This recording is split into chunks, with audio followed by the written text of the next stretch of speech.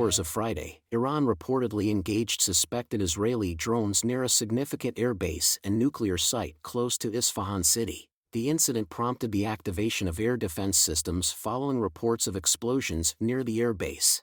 Although both Israeli and Iranian officials downplayed the event's significance, Israeli authorities described the action as a measured response aimed at preventing an escalation in tensions with Iran, emphasizing that it resulted in minimal damage to Iranian military installations.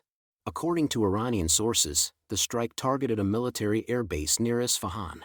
However, Brigadier General Siavash Mandoust, the senior military figure in the city, stated that any explosions heard were the result of Iran intercepting flying objects.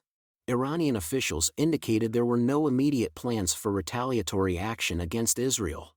During a press briefing in Capri, Italy, U.S. Secretary of State Antony Blinken stated that the U.S. was not involved in any offensive operations, referring to the suspected Israeli strikes as reported events.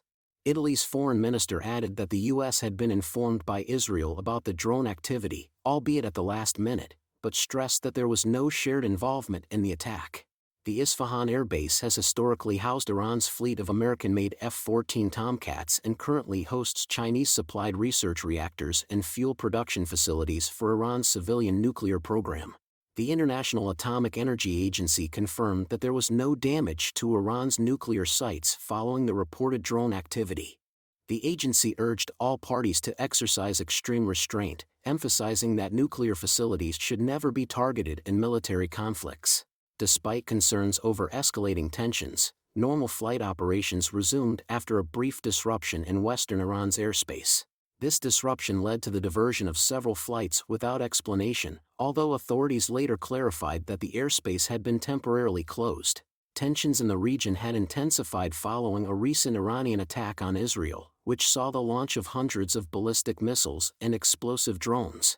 Israel and its allies managed to mitigate the attack, but the incident heightened fears of further conflict.